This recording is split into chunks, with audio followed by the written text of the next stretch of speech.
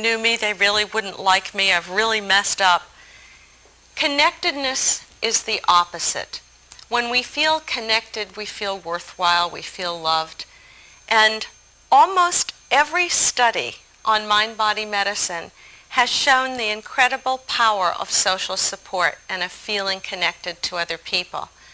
One study of the immune system, for example, showed that people who were isolated, people just like you and me, they gave them a paper and pencil test. They said, how many social connections do you have? People who had less than the average had a significant lowering of immune function. But people who said, I've got lots of people to talk to, lots of people to be with, these people had a healthy immune function. And almost all of the studies mimic that particular kind of study. So sometimes I think, gee, we think about wellness and we think about let's get up at 4 in the morning and go to the gym and then eat our Wheaties and then go to work and we'll all be alone and we'll all be miserable. So when I get on the phone with my friends, I think, now I'm doing something for my immune response. Now I'm talking. This is good. But that's so important, social contact. Now, I want to give you a way of looking at medicine that will take all of this into account. And this is the work of a very dear friend of mine, an internist and a writer whose name is Dr. Larry Dossey, D-O-S-S-E-Y. He's also the editor-in-chief of a wonderful journal called Alternative Therapies. He said, if we really want to look and see what is the medicine of the future, we have to look back to the past and say, what was medicine like 100 years ago when scientific medicine first came? And he says that's the first era, E-R-A, the first era or time frame of medicine. And that was our understanding of the body as a machine, which has been incredibly powerful. For example, it was only the 1920s when insulin was discovered. And you think about that. People with insulin-dependent diabetes can now live. Prior to the replacement of that, they couldn't live a normal life. You think about vitamin C being discovered at about the same time. Remember, people used to actually die from scurvy. This was an amazing thing. Or heart transplants, lung transplants. So that gave us the idea that the body was a machine. And it's given rise to an incredibly powerful form of medicine. Era 2 medicine, however, is mind-body medicine. And what Larry Dossey says is, because Era 1 medicine was so powerful with these specific cures, we forgot about the effect of the mind on the body. We let go of that. And now we realize, wow, 75 to 90% of our doctor's visits are for mind, body, and stress-related things. The third era of medicine has to do with spirituality in medicine. And that's a fascinating kind of topic. So what is spirituality? What is spirituality? I would say it's our deepest sense of belonging and connectedness. That for me, a spiritual experience I had as a 10-year-old in my spontaneous remission was a sense of feeling so loved and connected to the universe that that's what I have always thought of as spirituality. And of course, that's what religions are trying to bring us back to. Sometimes they succeed greatly and sometimes not. But that's the point of spirituality. Now, if Era 2 medicine, mind-body medicine, says your mind affects your body, Era 3 medicine says something truly radical. Era 3 medicine says we are all interconnected. All our minds are one mind, which means that your mind affects my body and my mind affects your body. That's really radical, isn't it? And it sounds most peculiar. Now, don't forget, I love science. And I have to say that I'm a skeptic. And a skeptic is a person who keeps an open mind without letting their brain fall out? Now,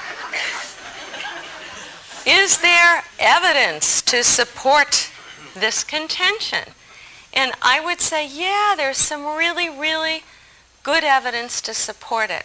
Let me give you just two tiny little studies about minds being interconnected.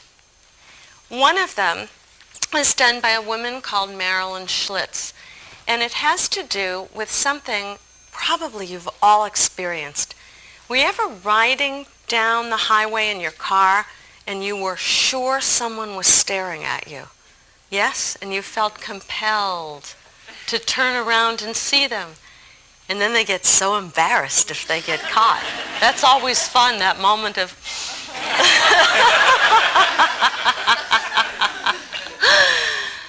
Now, here's the thing. How do you know that somebody's looking at you? What's the inner cue?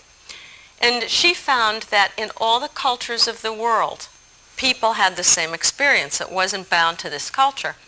Here was the experiment she did. She took a video camera and she would videotape a subject, and in a room, another room, there would be the monitor.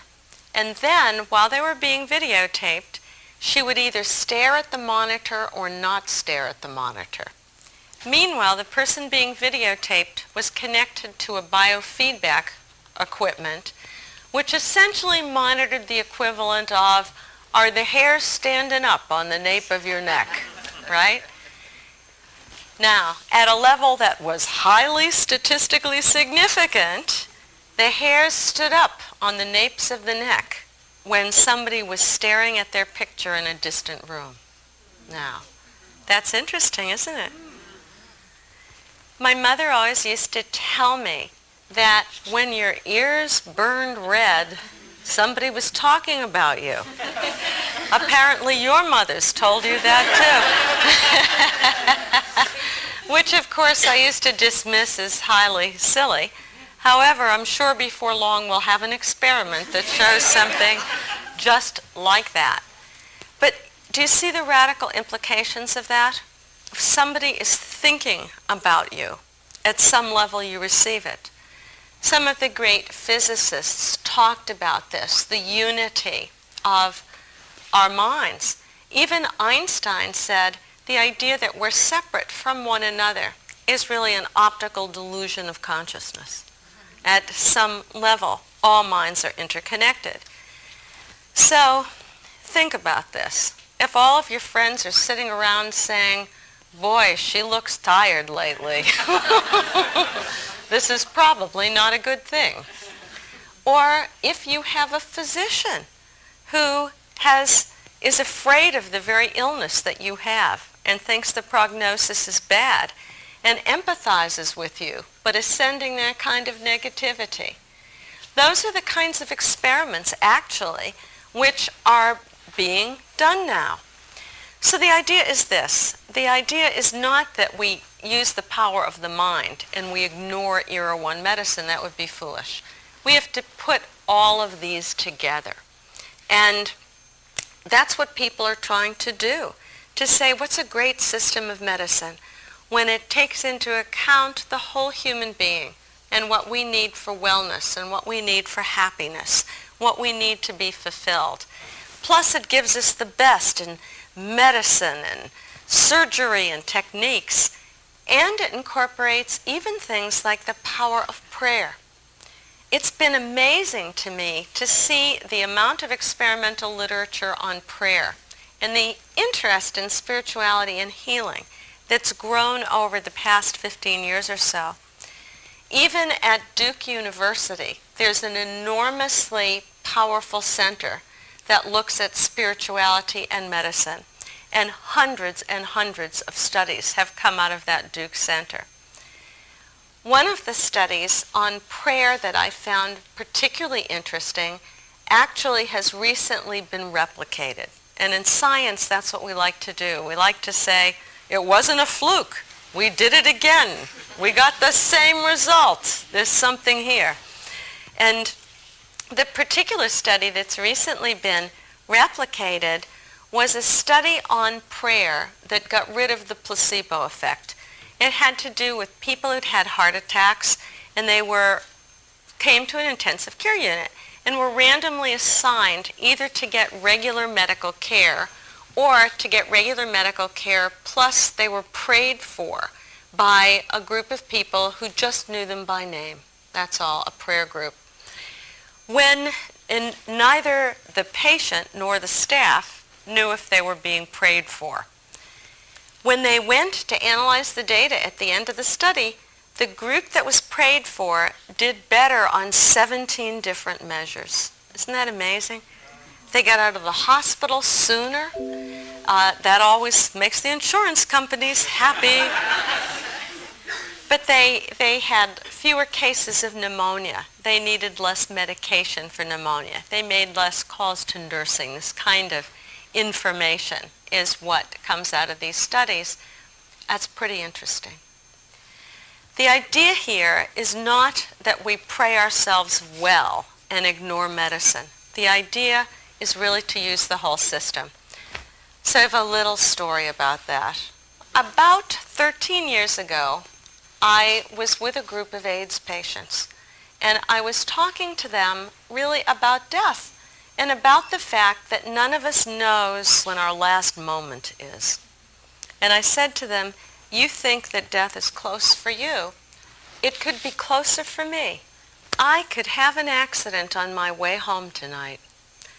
I had a head-on collision on my way home that night. And my seat belt held, but the shoulder harness failed. And my head went like that into the steering wheel. And when it came up, it had been unhinged like the hood of a car. This is where endorphins come in. I felt no pain. The paramedics came, and I said, if you guys would just give me a lift home and a Band-Aid, I'd be happy here. And they said, we don't think so. See this trauma board we're about to strap you to? What hospital will you go to? Believe me, I did not say, take me to the local meditation center.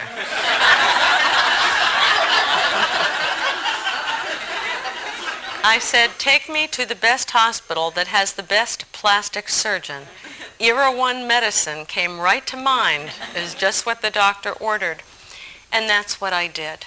I was taken to the hospital, and I knew a wonderful surgeon. God bless him, he's passed on now. He was a fabulous human being. He did everything right. He used all 3 eras of medicine. The first thing he saw when I came in there was not a destroyed nose. It was a human being. It was a woman whose face had been destroyed. And he knew what to do. He knew some people like to know a lot medically and some like to know a little. So he says to me exactly this. He said, some people like to know the whole extent of their injuries. Others would rather not. Which kind of person are you? I said, I want to know the whole thing. He got a mirror. He showed me the whole thing and explained just what he was going to do. Then he said to me, we get all ready, for the surgery to happen. And he said, there are people who like to pray before surgery, and there are people who aren't into that. What kind of person are you? I said, a prayer would be really good. Then he said, there are people who like to pray alone, and people who like... Very respectful. People who like to pray with their doctors. What kind of person are you? So I thought, what an amazing thing. A chance to pray with my doctor. And I got to pray that his hands would be guided and that he would be skillful and that whatever the right outcome was, he would be an instrument of that. And he got to pray what was in his heart for me. And boy, that bonds you. You're never the same after you pray with somebody. It's an absolutely incredible thing. And that was perfect, and he was a perfect surgeon. Best plastic surgeon in Boston. Don't I look pretty good? You do. Yeah. Thank you, thank you. It took 2 surgeries to accomplish this. But he always used to say on my checkups, we had a kind of hidden helper. We had a hidden helper. And he was great with the mind-body stuff too. He said, you teach stress reduction, but I don't know if you can do it for yourself. And when people call you on the phone and they want to take your time, can you tell them, no, I need to recover? And he was really great with that and helping me set limits. So I thought he's the perfect modern era 1, 2, and 3 physician. And that's what we're all looking for. There's a big difference between curing and healing. And what curing is obviously having our whole function restored. And when we're sick, isn't that what we want? I mean, that's what's in everybody's heart. May I be cured, may life go back to what it was. Healing is a totally different thing. Healing is a restoration of that sense of connectedness. That sense of restoration of connecting with yourself happens oftentimes to people really who are ill because they get their priorities in order. And whatever your values are, you say, well, love is my primary value. And then you look at your life and you find you're working like 70, 80 hours a week and you have no time for your loved ones. That's not being in good connection with yourself. Your inside and your outside don't match. When your inside and outside are disparate, that's what stress is. I'll tell you, I've seen people give up their jobs in a heartbeat when suddenly they're faced with, am I going to survive this? And they come into coherence, into integrity. Those are all the words. That's healing. That's wholeness. The old Anglo-Saxon word for healing is halen, and it means wholeness. And we've all felt that same sense of wholeness when we've been able to let go of the masks that hide us from other people and figure, I may not be perfect, but I am who I am. And as soon as you do that, people just love you unconditionally. It's an amazing thing. It's only when we're trying to be perfect, I think, that other people tend to judge us and we judge ourselves. And that ability to be present with other people, to forgive other people, to forgive ourselves, to feel a connection to some greater source, to know our place in this world between the earth and the sky, that's healing. And it can happen at any time during life. It often happens as a process of people who are just stressed and they're looking for wellness. They've had enough. They've bottomed out with their busy life and they reconstruct. It can also happen when people are dying. That's an interesting thing, huh? To heal as you die. Because death isn't the enemy. It's just the natural part of life. When my son Justin over here and Andre over here were 13 years younger, you, Justin, were 20. You, Andre, were 16 years old. Your grandma Lily died. And we experienced with her the last day of her life what healing was. It was, it's extraordinary. Why do we have to wait a lifetime sometimes to tell people what is really in our hearts? It's funny. Stephen Levine, who's a kind of, quote, expert on death and dying, said, if you were going to die in an hour, who would you call? And why are you waiting? So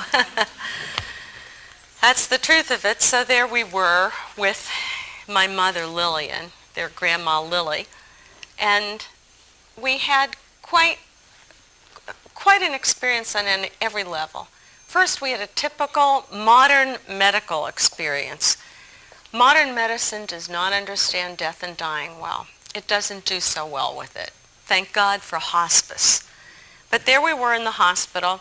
Whole family gathered to say goodbye. They take my mother away to do some test for internal bleeding. 4 p.m, she's not back. And they finally look at me. They say, Joan, you have a white coat. Wherever she is, go spring her. So I went. There I am in the bowels of the hospital, nuclear medicine. And God bless her, there is my mother dying, alone on a gurney, where she's been waiting all day because nuclear medicine was busy. I mean, that's when a hospital is not a healing place, for sure. And I say to the doctor, this is cruel, and I'm taking her. You got to be assertive. Going to steal the mother from the test. So I get ready to steal her, and the doctor says, she can't go. We have to have a diagnosis. My mother, God bless her, she's practically dead, opens up one roomy eye, and she says, a diagnosis? You mean I've been laying here all day, and all you needed was a diagnosis? And the doctor said, yes. She said, why didn't you just ask me? She says, I'm dying. That's the diagnosis. The doctor actually couldn't argue with this. My mother was formidable to the last moment, formidable. But there, I grabbed the gurney, and I figure we've got 7 floors to heal our life. That's all. 7 floors. My mother knows this too. She looks at me, not a woman of many emotional words, because I think her generation wasn't. It was just a different time. And she says to me, I've made a lot of mistakes as a mother. Can you forgive me? Isn't that all it takes? And then, of course, I thought of all the times as a daughter that I had not been present, of all the things that I could have done differently. And I said, I've made a lot of mistakes too. I can forgive you. Can you forgive me? And that's all it took. I mean, there was a moment of healing, of complete connection between 2 souls. Then I pressed my luck. This was interesting. I mean, not like at this point. And I said, I'd like to exchange a soul quality. This was not a person who exchanged soul qualities. And she looked at me, she said, I have always admired your compassion. Could I have it? And I'd never ever felt that she'd even noticed that I was compassionate. So that was amazing. And she had courage. Oh, what courage. And I asked her for that. And she's been giving it to me for years. It's been absolutely great. However, it was round about the middle of the night after this. Got back up to the room, actually. She did this with everybody. You remember? Just took a minute, but finished her business, came to healing. Now, Justin was amazing. At 20, he knew what everybody needs at the moment of their death. And that is, they need to know that the world was a better place somehow because they were there. And he told her, he said, Grandma, you made a difference in my life. He told her so many wonderful things. It was terrific. Then he got in bed and he held her. He held her.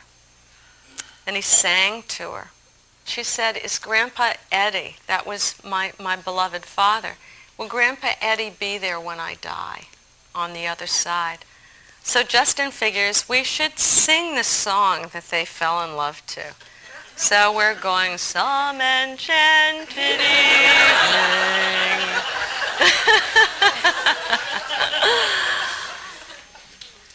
And it was something. And finally, she fell into a final drug-assisted sleep round about midnight.